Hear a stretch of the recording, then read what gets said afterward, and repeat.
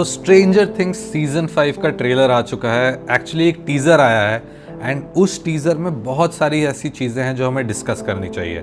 अब I know कि मैं बहुत लेट हूँ, इनफैक्ट 10 या 11 दिन लेट हूँ, बट मैं जो चीज़ें आपको यहाँ पर बताने वाला हूँ वो शायद इंटरनेट पे आपको कोई और नहीं बता रहा होगा। तो प्लीज़ बने रहिए, क्योंकि यहाँ पर हम डिस्कस करेंगे कुछ ऐसी थ्योरीज, कुछ ऐसी चीज़ें जो शायद आपको कहीं और ना मिले और जो शायद आप नोटिस ना कर पाए हों इस नए टीज़र में। तो बेसिकली हम पहले इस टीज़र को ब्रेक डाउन करेंगे कि इस टीज़र में क्या क्या चीज़ें हैं, एंड फिर मैं आपको कुछ ऐसी थ्योरीज बताऊंगा जो मैंने इस टीज़र को देखकर समझी हैं, एंड शायद वो सारी चीज़ें सही हो सकती हैं स्ट्रेंजर थिंग्स सीजन 5 के बारे में। अब जैसा कि आपको पता है कि इसके 3 वॉल्यूम्स आने वाले हैं। पहला वॉल्यूम अराउंड सितंबर में आएगा, दूसरा क्रिसमस पे आएगा, एंड तीसरा जो लास्ट एपिसोड है वो आने वाला है, सीज़न फिनाले जो है वो आने वाला है न्यू ईयर्स ईव पे। एंड जैसा कि डफर ब्रदर्स ने बताया है कि जो अभी टीज़र आया था उसमें लास्ट के 2 एपिसोड से बिल्कुल भी कोई भी सीन नहीं है। तो इंस्टेंटली हम ये चीज़ देख सकते हैं, सोच सकते हैं कि वो जो फाइनल, मैं सीधा एंड तक जा रहा हूँ ट्रेलर के, बाद में फिर मैं वापस आऊँगा, जो वेकना वाला सीन है उस वेकना वाले सीन में आई थिंक वो वॉल्यूम 1 का एंड होने वाला है। एंड क्योंकि वॉल्यूम 2 में एपिसोड 6 आता है एंड एपिसोड 7 तो फिनाले है और 6 और 7 से कुछ नहीं है, तो आई थिंक इतना बड़ा रिवील जो वेकना वापस आता है वो रिवील आई थिंक आएगा वॉल्यूम 1 के एंड में। एंड कैसे आएगा, क्यों आएगा, वो भी मैं आपको बताऊंगा। तो सबसे पहले चलते हैं पहले सीन पे, जहां हमें स्टीव दिखता है कम्युनिकेशन सिस्टम्स को एडजस्ट करते हुए, जहां डेसिबल्स बढ़ रहे होते हैं, एंड ये एक बैक ऑफ द वैन में हो रहा होता है। एंड बगल में आप देख सकते हैं कि जिस सेटलमेंट में ये लोग हैं वहाँ पर एक टावर लगा हुआ है, बहुत बड़ा कम्युनिकेशन टावर। तो अब ये बड़ा सा टावर यहाँ पे क्यों है एंड ये इतना इंपॉर्टेंट क्यों है, ये मैं आपको बताता हूँ। तो जैसे आपने पहले 4 सीजन्स में देखा है कि वेकना, माइंड फ्लेयर, जितने भी ये डेमीगॉर्गन्स, डेमीडॉग्स जितने भी हैं, इन सबको साउंड से बहुत बड़ी प्रॉब्लम होती है कि साउंड जहाँ पर ज़्यादा आता है वहाँ पर ये काम नहीं कर पाते, फंक्शन नहीं कर पाते, एंड वहाँ से भागने लग जाते हैं। तो बेसिकली इतना बड़ा सिस्टम रियल वर्ल्ड में बना दो साउंड का कि कोई उस जगह के आसपास भी ना आ पाए। तो ये इनकी थिंकिंग होगी, जिसको स्टीव 100 डेसिबल्स तक भी लेकर जाता है। तो वो सेम सीन में होता है कि आगे के सीन में होगा वो हमें नहीं पता चलेगा जब तक पूरा सीज़न नहीं आता, बट आई थिंक ये अलग अलग सीन्स में होने वाला है कि 100 डेसिबल तक लेकर जाएगा, या वो टेस्ट कर रहे होंगे, या कोई एक ऐसा मोमेंट होगा जहाँ पर उनको पूरा उसको बढ़ा देना होगा। तो बेसिकली ये चीज़ है कि वहाँ पर स्टीव है और वो बड़ा सा टावर है, जिसको हम बाद में देखते हैं वेकना को डिस्ट्रॉय करते हुए, Vecna as in mind flayer को डिस्ट्रॉय करते हुए, कि वो माइंड फ्लेयर उस टावर को डिस्ट्रॉय कर रहा है। वो क्यों कर रहा होगा? क्योंकि उसको पता है कि भाई इसी से मुझे प्रॉब्लम होगी, इसी से मैं इनके पास नहीं आ पाऊँगा। एंड इनके पास क्यों आना है वो भी मैं आपको बताऊँगा, क्योंकि अगेन विल इनके पास है, और विल से क्या है वो भी मैं आपको आगे बताऊँगा। इसके बाद जो सेकंड सीन आता है कि वहाँ से वो बच्चे निकलते हैं साइकिल लेकर, रात में निकलते हैं, एंड अगला सीन दिखाते हैं सुबह का, जहाँ मिलिट्री हॉकिंस में है। तो हाँ, मिलिट्री आ चुकी है हॉकिंस में, मिलिट्री रूल आ चुका है, क्योंकि यहाँ पर अब जो भी चीज़ें अपसाइड डाउन इतना खुल चुका है कि अब वो रियल वर्ल्ड में आ चुका है। तो मिलिट्री आ चुकी है यहाँ पे, एंड हर इंसान को बंकर्स में डाल दिया गया है, मतलब ज़मीन के नीचे बंकर्स में हॉकिंस के लोगों को डाल दिया गया है, ताकि ऊपर ये सारी चीज़ें जला सके या लड़ सके, ये जो डेमीगॉर्गन्स हैं इनसे, जो मिलिट्री है वो लड़ सके। एंड अभी भी ये 11 को ढूंढ रहे हैं, क्योंकि अभी भी इनके नज़र में इनको पता है कि 11 की वजह से ये सारी चीज़ें हो रही हैं, एंड 11 ही है जो इनको रोक सकती है। तो 11 and hopper against the soldiers भी हमें देखने को मिलेगा बहुत सारे सीन्स में, तो वो एक बड़ी चीज़ है। इसके अलावा अब हम चलते हैं वो वाले सीन पर जहाँ पर हमें दिखता है लूकस विथ सेडी सिंह का कैरेक्टर मैक्स। अब मैक्स के बोन्स वोन्स सही हो गए हैं, मैक्स अपना लेटी हुई है, एंड लूकस उसका फेवरेट गाना रनिंग अप द हिल भी बजा रहा है वहाँ पे। बट हॉस्पिटल पे अटैक हो जाता है एंड डेमी डॉग्स अटैक करते हैं उन पे, जहाँ पर मैक्स अभी अनकॉन्शियस है, कोमा में है, लेकिन लूकस उसको पकड़ के, वो जुरासिक पार्क टाइप वाला एक सीन होता है जिसमें वो लूकस उसको पकड़ के बचाता है डेमी डॉग्स से, एंड वो सीन भी काफ़ी ज़्यादा डरावना होगा। एंड जैसा कि आपने देखा होगा स्ट्रेंजर थिंग्स एक बहुत बड़ी चीज़ पे खेलता है जो कि है डर। और पता है स्ट्रेंजर थिंग्स देखने में मज़ा क्यों आता है, क्योंकि वो एक तो हॉरर नहीं है, वो जॉनरा हॉरर नहीं है, साइफाई है। एंड उसमें जब वो हॉरर का एलिमेंट ले आते हैं ना, जब आप एंग्शियस होते हैं कि अब क्या होने वाला है, जैसे आपको लगता है कि आप वहाँ पर है, वो फीलिंग जो होती है ना, वो स्ट्रेंजर थिंग्स को बाकी सारे शोज से अलग बनाती है। इसलिए मैं स्ट्रेंजर थिंग्स को बहुत हाईली रेट करता हूँ। एंड इसी के बाद हम चलते हैं अगले फ्रेम पर कि एक्चुअली अब यहाँ क्या हो रहा है। अब इसमें बहुत सारी चीज़ें और आती हैं, जैसे लाइब्रेरी वाला सीन जो है कि लाइब्रेरी जो इनका टूटा था उसमें अब एक गेट है एक्चुअली, उसको लोग दिखते हैं जलाते हुए। इसके बाद हम देखते हैं स्टीव, नैन्सी, डस्टिन और जॉनथन को हॉकिंस के जो लैब के सामने खड़े हुए, जो कि अपसाइड डाउन में है। अब अपसाइड डाउन वाले हॉकिंस लैब में इसलिए जाना है क्योंकि जो रियल वर्ल्ड का हॉकिंस वाला लैब है वो शायद डिस्ट्रॉय हो चुका है। एंड इस हॉकिंस लैब से इनको वो पिल चाहिए, जिससे वो दवाई चाहिए जिससे वेकना को कंट्रोल कर सकते हैं ये लोग। तो बहुत ही एक एपिक एंडिंग हमें देखने को मिलने वाली है यहाँ पे कि वो हॉकिंस लैब में वापस गए हैं। इसके बाद बहुत सारे सीन्स में ऐसा भी आपको दिख रहा होगा कि जहाँ पर 11 के पास नई एबिलिटीज़ आ गई हैं, वो ऑलमोस्ट फ्लाई कर रही होती है, एक बस के ऊपर से वो कूद जाती है, which is most of it is kind of flying. तो अब वो फ्लाई तो नहीं कर रही है, बट हाँ उसके पावर्स एक बहुत नेक्स्ट लेवल पे जा चुके हैं। एंड हॉपर बोलता भी है कि मुझे एक लास्ट बार I want you to fight. And वो सारी चीज़ें मतलब डायलॉग्स हमारे 6th और 7th एपिसोड से हैं, तो ये तो है।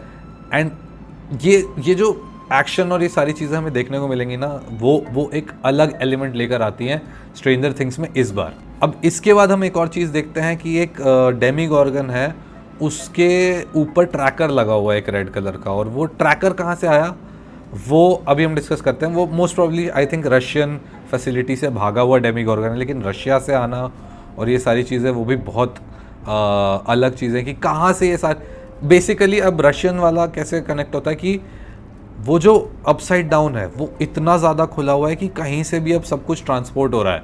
तो ये भी देखना पड़ेगा कि ये डेमीगॉर्गन्स कहाँ जा रहे हैं, ये डेमीडॉग्स कहाँ जाते हैं, ये टनल्स कहाँ हैं, कैसे ये मूव करते हैं, क्योंकि हमें कभी दिखाया नहीं गया है। बस एक बार हमें ये दिखा दिया गया कि ये आ जाते हैं कहाँ से, लेकिन कहाँ से आते हैं एग्जैक्टली ये सब नहीं बताया गया है। तो इसी के लिए रशियंस ने आई थिंक रशियंस के ट्रैकर से हमें पता चलेगा कि डेमीगॉर्गन्स कहाँ से आते हैं।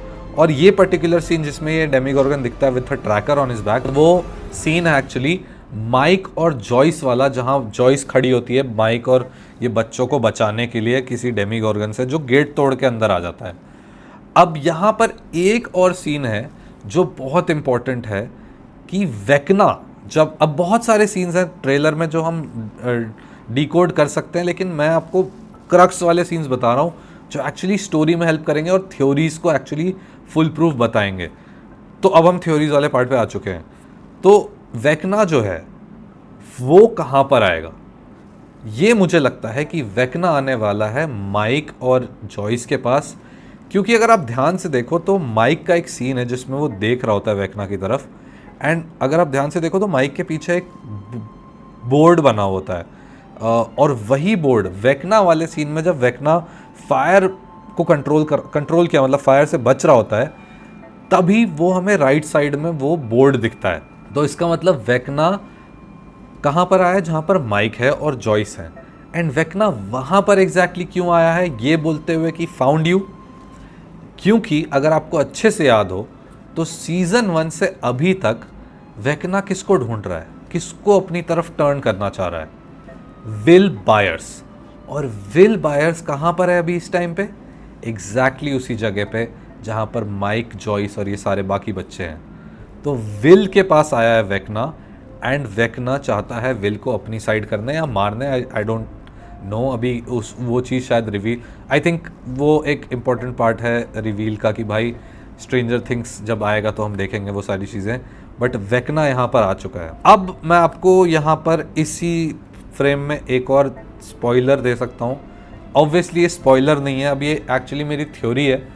और स्पॉइलर क्यों नहीं, अब स्पॉइलर भी हो सकता है अगर ये चीज़ हो जाती है, बट मेनली मुझे लगता है कि ये शायद हो सकता है।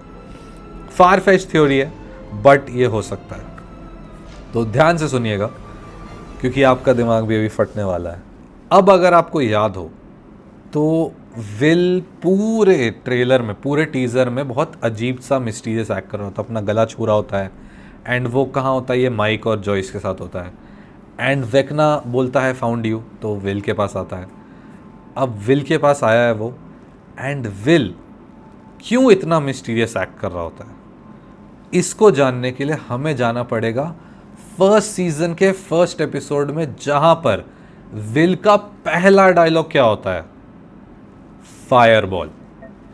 विल फायरबॉल मारता है डंजन्स एंड ड्रैगन्स वाले गेम में वेकना के ऊपर, जो भी मतलब डीमन सामने होता है उसके ऊपर। वही चीज़ यहाँ पर हमें देखने को मिल सकती है कि हमें बता दिया गया है कि विल की पावर क्या है।